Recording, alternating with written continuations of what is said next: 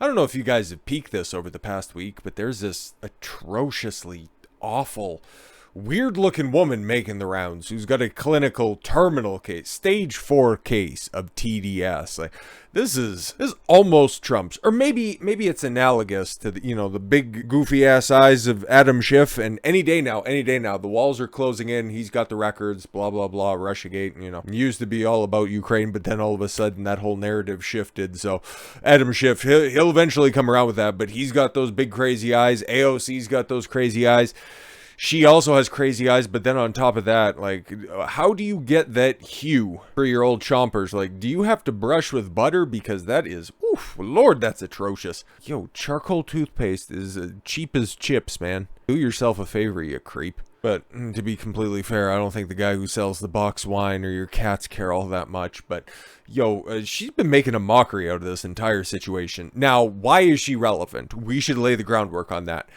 Apparently, this is where it's like, I've been watching the story from afar, but then all of a sudden, everything else is starting to come out, and it's like, well, we might as well talk about this because it's not going away. It's not going away because it's just how lampoonish this is. I just thought it was a hoax to begin with. It's like, why would somebody who's on the grand jury panel saying that she's the foreperson down and there's an election suit going on in Georgia in regards to Trump about how he tried to overturn the election in 2020. What was it, 2023? Nice and timely justice system that we have there. But what's it all based off of? What's that entire suit based off of? The phone call that was illegally recorded, which weird. I don't even know how you even got that admitted in, but even if that's the basis of this entire lawsuit on the state of Georgia, I wonder why Brian Kemp just walked back into office, and same with Brad Raffensperger. Really gives you the old big think now, doesn't it? No, it was that recorded phone call, which was a settlement phone call. They got that famous snippet from Trump. I'm only looking for a certain amount of votes. But before the video was taken off of YouTube, it's still up on Rumble, at least on my channel. I went through the entire phone call, and I also had another video because the way that the Washington Post released it, because funny how all birds of a feather, right? The Washington Post got that, released a little snippet of it, and then the next day released the entire 45-minute long phone call. I listened to it, played through snippets of it, reviewed all of it on the channel, and when everything's put into context, all Trump is asking for is, hey, do you guys, can you do a recount in Cobb County and DeKalb County in Georgia? Because that's where, if anything's wrong, that's where it's going to be going on, okay? It's one of the most cut and dry, hey, I'm concerned about this area, what can you guys do about it? And then Raffensperger, being a real disgusting, dirty rat, decides to put it out to the media because somebody would have had to leak that. It was Trump and his lawyers and Raffensperger and his team, because he was the Secretary of State at the time, still is. One of the sides would have leaked it to the Washington Post, of all places, to the Washington Post. Hilarious. So that's what this grand jury is being convened for. To indict Trump, to basically not make him run in 2024, to bar him from holding office so that Meatball Ron can run and that the establishment can once again take back over. It's like, it's so obvious what they're trying to do. Will they get there? Well, here's the problem with all of these grand conspiracies. If everybody's in on it, they all have to have a similar level of intelligence. They can't be going into business for themselves, taking a bunch of interview opportunities, and then comporting themselves like absolute spurgs in the aftermath. Unfortunately for them, well, they decided to pick this one abject loser. We're going to call it, or keep it a buck.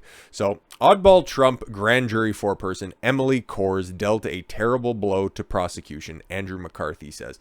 That and a bunch of other things, because we got a clip of her right here. There's a bunch of clips that are making the rounds, and she was on CNN, MSNBC. Remember, okay, all of this stuff just kind of kicked off from the Washington Post, and then you got those news outlets giving her a platform. It really does write itself. That's why I thought, it's like everything is just falling into line. This has to be a hoax. She's not a real person, is she? Especially, it's like she opens her mouth and you're just stunned by what falls out of it. And it's like, are people real? Is this a real person? Personally want to hear from the former president. I wanted to hear from the former president, but honestly, I kind of wanted to subpoena the former president because I got to swear everybody in. Can you imagine? Okay, this is supposed to be something that is held in high regard. This is public service. You're going into a court case, so you get jury duty, you get grand jury duty. I guess that's a big thing or something like that. And then you go down there, you're supposed to just take a look at all of the evidence presented. This is supposed to be a civic duty that you hold in the highest regard. Why did she jump at it? And why is she the foreperson if she's this gleeful? I don't think that she carried this veil the entire time that just hid her TDS in any form or fashion. That's where I'm like, you're the foreperson? Really? You're in charge of the 23-person panel that leads to indictments? Come on, man. Come on. But hey, even if her story comes out to be completely false, completely made up, it leaves egg on the face of MSNBC and CNN, so that'll be funny too. So anyways, she's trying to use the weaponized justice system, which is already going after Trump on just completely ridiculous grounds. She's playing out this fantasy where she gets to be in the same room with Trump. Don't tell us about the other fantasies you have about Trump. Anyways. And so I thought it'd be really cool to get 60 seconds with President Trump of me looking at him and being like, do you solemnly swear? And me getting to swear him in. I kind of just thought that would be an awesome moment. Personally. What a fucking weirdo, dude. Like, they say oddball. Like, I'm really uncomfortable watching this, to be completely honest. Okay, so attorney Andrew McCarthy said Emily Kohrs, the forewoman of the special grand jury as part of the Georgia criminal probe into former President Donald Trump, may have dealt a terrible blow to prosecutors with her unusual media tour this week. Why is that even happening? In a pair of appearances on CNN and NBC News? No, MSNBC. Come on now. Come on, Fox. You should probably get back better reporting. Sorry. Because you even reference MSNBC. Whatever.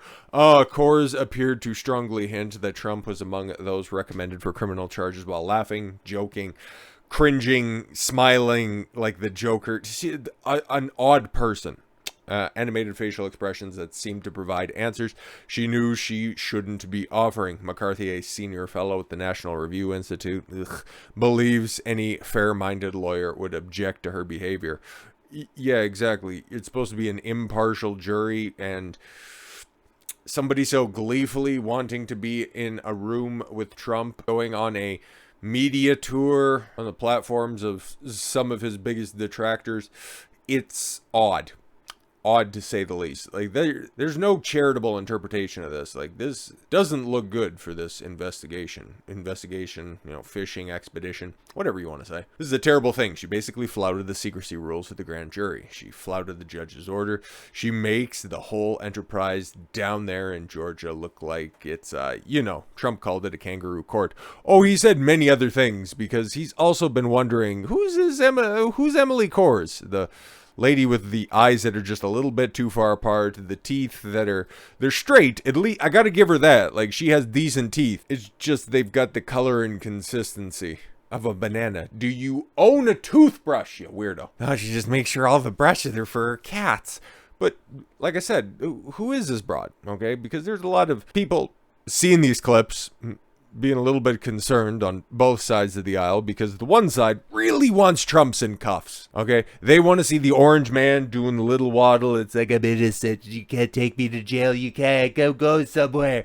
They want to see that so bad. She wants to see that so bad. And the other side, which I guess I'll put myself in that category, and it's like, we see what's going on here. We see what the impetus for this entire investigation is, and find it about as sketchy as a Jackson Pollock work. But if he did anything funny that we don't know about, well, okay, I guess. Shit sucks, but, justice must be served. But this isn't a good look for anybody, because this really brings into question why somebody like this is allowed to get on a grand jury to begin with. What's the vetting process? What did the voir dire look like for hopping on this grand jury? Like, if you have activists like this is just a high-level case. It involves Trump. It involves 2020 and all of its, fair and legal and legitimate, most secure election tactics and policies, right? So emotions are running high. But if you do that with this, what else? Down the ladder also gets a similar treatment. That's what's also very unsettling about this, just more so than even her facial expressions. So who is Emily Kohrs? Is 30 years old. Yeah, I could already tell. Resides in Alpharetta, Georgia. She was the leader of a 23-person special grand jury, which investigated behind closed doors starting May 2022 until January that long? It took you guys to listen to about a 50-minute long phone call? Okay. Report claims that she is between jobs. Well, of course, if you're on a grand jury from May until January and you got nothing else to do besides hate Trump 24/7, chances are you're going to be unemployed. Her LinkedIn states that she has been employed as a scheduling coordinator at a court reporting agency. And she's on a grand jury? Like, kind of a shitty screening process that they have here. Holy. Her previous work experience overall consists of mostly retail and customer service roles. Yeah, of course. She's just a 30-year-old single loser. And it was like, this generation is full of them. So I'm not necessarily surprised. Studied technical theater. Of course, she's a theater kid. Wow. Again, TDS-afflicted single 30-year-old who's a theater kid. Who's shocked by any of those descriptions? Although Kohrs volunteered to be the foreperson in the grand jury, she has never voted but has a long-time interest in politics.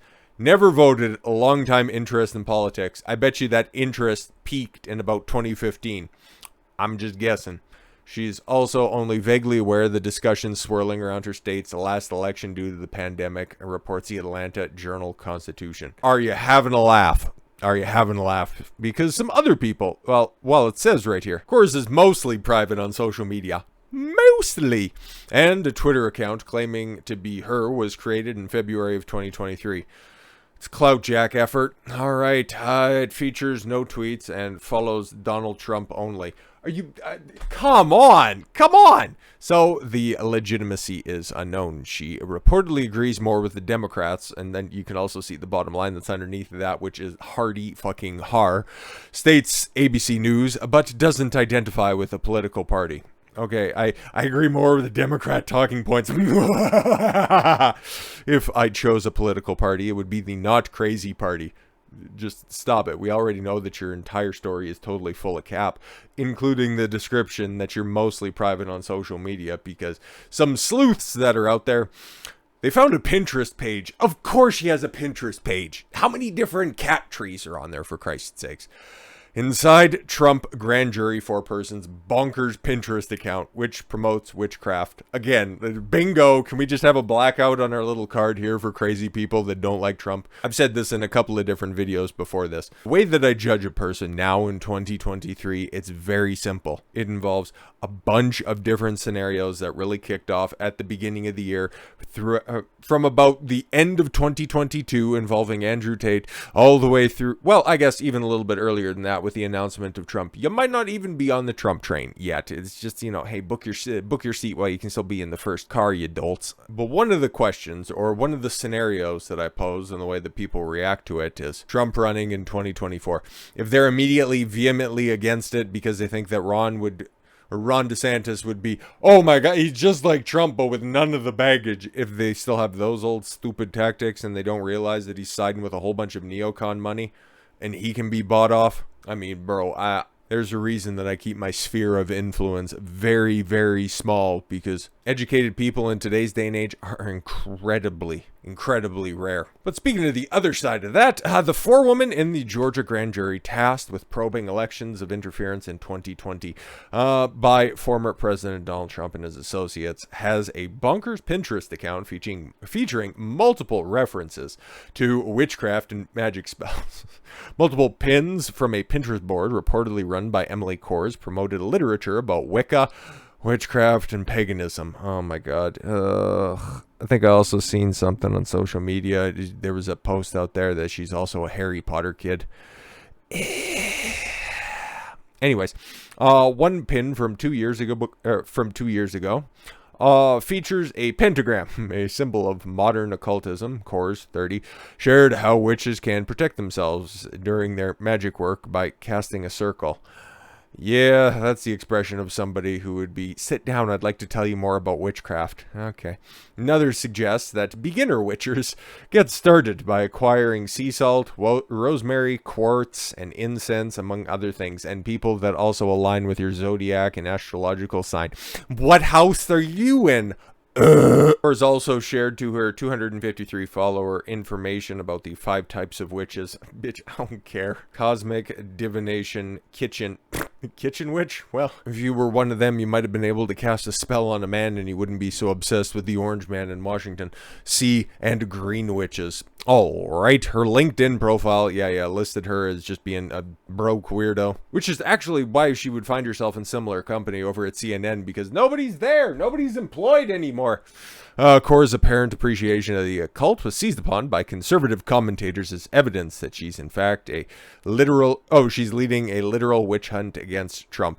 No, I just seen her interviews and it's like, wow, you're a part of a grand jury that's out there and you're giving interviews? That's kind of weird. Oh, like that? And oh, I was just supposed to be impartial. Anyways, so I guess this is one of the posts that she had witches, or Wicca, witchcraft, and paganism. Yo, I haven't heard about any of this shit since those Harry Potter movies were popping to begin with. So books to read and study, free websites. And it's like, I don't care, man.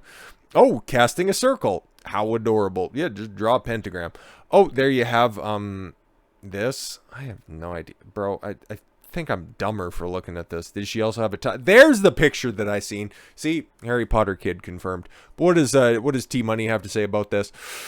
Trump rips Georgia kangaroo court after forewoman's swearing in fantasy. Listen, if you'd like to spend some time with me, you say about 60 seconds in a room, that'd be great, fantastic, but I charge by the hour. And I don't think, quite possibly, I don't think you could afford it. Former President Donald Trump accused Atlanta's district attorney of running a kangaroo court. Well, it really does seem like that if she's actually legit. Wednesday, after a series of bizarre media appearances by the forewoman of a special grand jury that probed his actions around the 2020 election. Trump, 76. Does that dude look 76? Really? Okay. Lashed out at Emily Kohrs, the foreperson. Hey, come on. We need to get proper terminology here. A lead juror on the panel convened by Fulton County. Fulton County, that was the other one. What did I say? DeKalb County? No, Fulton County, because that encapsulates most of Georgia. Maybe it is DeKalb, because DeKalb's is whatever. We're getting in the weeds on that one. Fulton County District Attorney Fani Willis, of course, spoke to the New York Times, CNN, and MSNBC Tuesday. Oh, I haven't seen anything from the New York Times, but I could imagine it's probably along the similar lines here. Not the ones that, form a pentagon or a circle or anything like that, but this nutcase, man. The Georgia case is ridiculous. It's strictly political continuation of the greatest witch hunt of all time. Trump wrote on Truth Social. Now you have an extremely energetic young woman, the, get this, foreperson of a racist DA's special grand jury going around and doing a media tour. Could you believe it? A media tour? And she's not even that good. I've seen her performances, they're a little bit off, if we could say that. And she could only get on CNN and MSNBC. I mean, I guess somebody has to go there. I wouldn't go there, though, me personally. I like to go to places where people will actually watch. She could go, but I wouldn't go. Incredibly, the grand jury's inner workings and thoughts. This is not justice. This is an illegal kangaroo court. Atlanta is leading the nation in murder and other violent crimes. All I did was make 2 perfect phone calls. 2 perfect phone calls. Wonderful phone calls. Beautiful phone calls. Trump added, referring to the post-election conversation with Georgia Secretary of State Brad Raffensperger that sparked the investigation. Yep. Yeah, and his lawyers were on the line for both of them. Like, what are we doing here? Kohrs was asked by MSNBC on Tuesday if she wanted to hear the former commander-in-chief testify. Yeah, we already played that clip. Like, this bitch is fucking nuts, bro. But it legitimately never fails. Give one of these lifelong losers a bit of power, and they will run with it to the nth degree. Kind of fitting, given the fact that this is all centered in Atlanta. But with all that said, thank you all very much for the gift of your time. I've been Don Consuelo. I want you to follow your gut and get after it. Take care, everyone.